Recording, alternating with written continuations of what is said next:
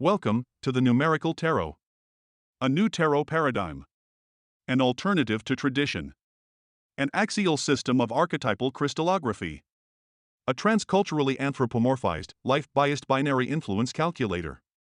A wisdom system and archetype enhancer, with harmony of interpretation throughout. The content of all the videos in this series are excerpts, edits and brief summaries from the eBooks All Things Are Numbers and All Things Are Patterns, links below. For a more complete explanation of each idea, additional reading might be helpful. Hopefully the basic ideas come across enough to pique your interest in trying this alternative approach to tarot.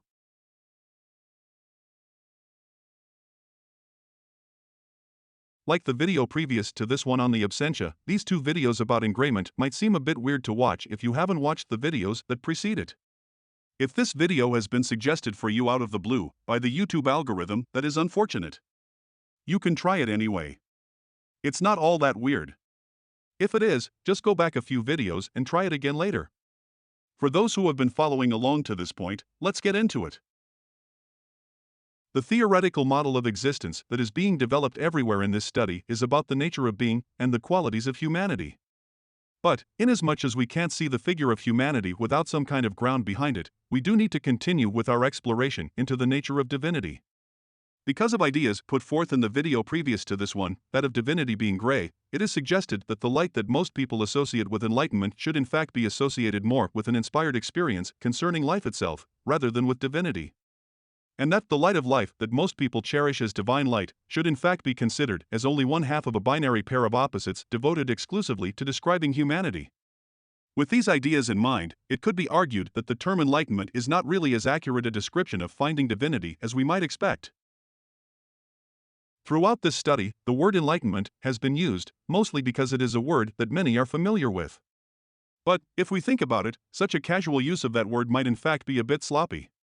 To many, enlightenment is synonymous with a divine superconsciously transcendent level of awareness with regard to one's place in the universe and their interconnectedness to everything else. But, as we've just implied, the actual word, enlightenment, carries with it a bias. The bias within the word enlightenment is the inclusion of the word light. To many, enlightenment also includes an understanding of the elevated nature of unity over that of duality. But unity is supposed to be a realm without opposites. Clearly, light has an opposite, dark. Thus, to attach the concept of lightness to unity is to impose a bias upon a concept that is not supposed to have any bias. In the approach being presented everywhere in this study, a divine superconsciously transcendent level of awareness with regard to one's place in the universe and their interconnectedness to everything else has no light or dark bias. In this study, the most ultimate degree of enlightenment possible is only achieved through a neutrality of duality that I think we should call engrayment. In order to find, know and understand divinity, we need to move beyond figure and ground, beyond the dark and the light. We need to be gray. Because this study uses paradox as a logical God-force to our universe, there is no escaping duality, even within the realms of unity. Because of the way paradox combines unity and duality into one ineffable concept of ultimate cosmic neutrality, one could easily argue that the idea of enlightenment when used to mean divinity found should really be more accurately described as engrayment. Enlightenment is still a good word to use when describing the breakthroughs ignorant people living in darkness have on their way toward an understanding of the neutrality of duality, but this study of consciousness would only agree with that usage if enlightenment is interpreted to mean the light of awareness, cast upon the dark of ignorance, to reveal the gray of God. If the light of the world sits at the right hand of God, what is at the left hand but that logical opposite, which puts God in the middle, making God gray? With ideas like engrayment in mind, one might wonder why people describe and illustrate notions of God with blinding white light. Why do people describe God as good and compassionate? Why do people describe God as male and kingly? Why do people describe God with a human form at all? If we are supposed to find God by moving beyond all notions of duality and opposites, shouldn't our notions of God be centered around the idea of detached neutrality? Shouldn't the light of God be gray? Shouldn't God be androgynous? Or better yet, shouldn't God be a neutral gray, conceptless concept, rather than a brilliantly white, him, her, or even him/her? God is not good. God is not light. God is not love. God is gray. People who manufacture a good, light and compassionate God of love will typically look to that God for guidance. But why should a God of geometry that dictates neutrality and detachment from consequences be sought out by humans for advice on what to do in life?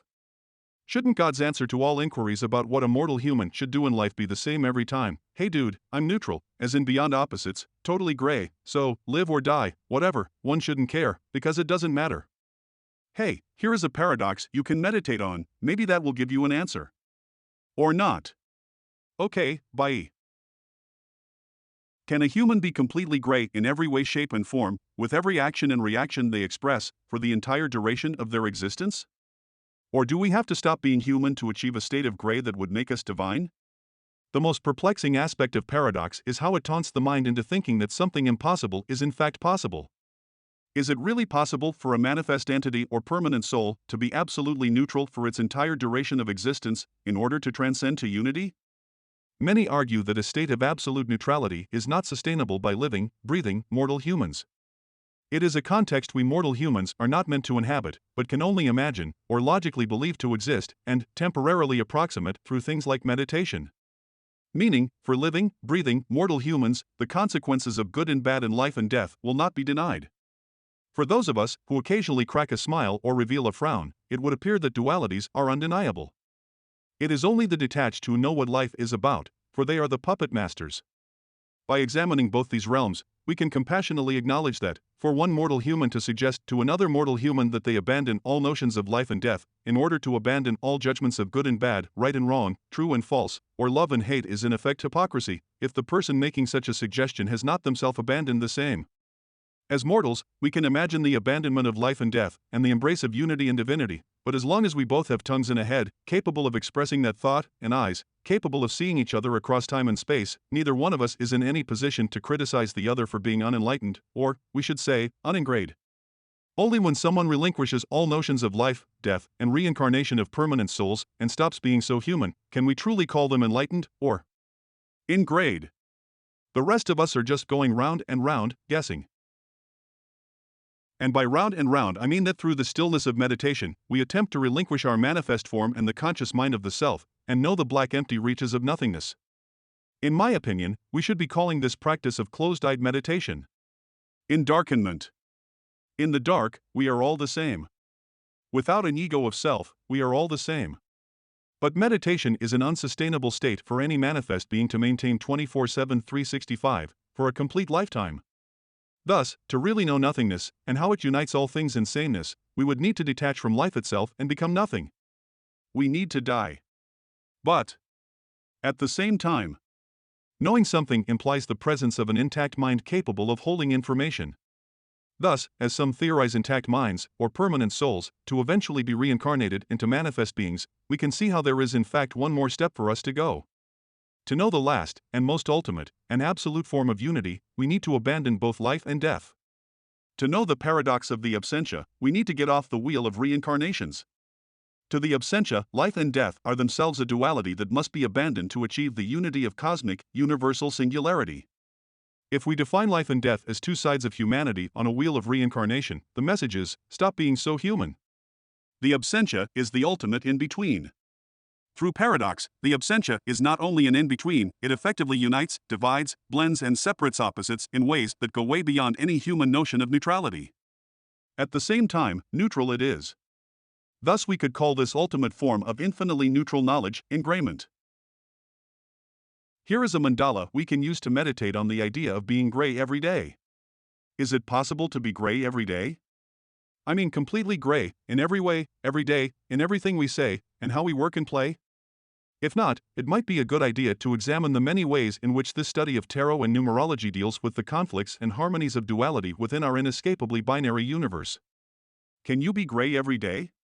I mean completely gray, in every way, every day, in everything you do and say, and in every way you work and play? More importantly, why would you want to?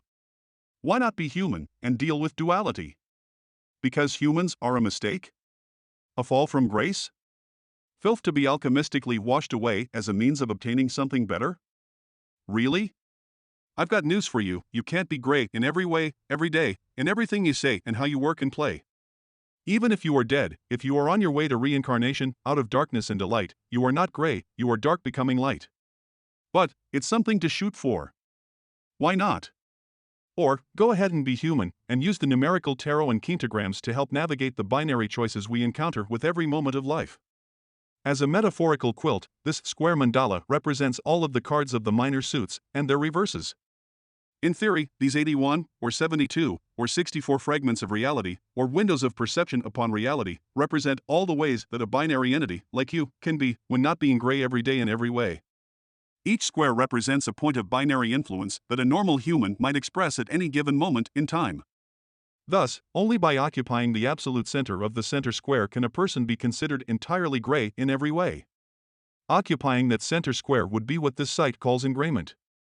While stepping anywhere outside of that one square would lead to some kind of binary influence, i.e., more of this, less of that, or this is good, that is bad, etc.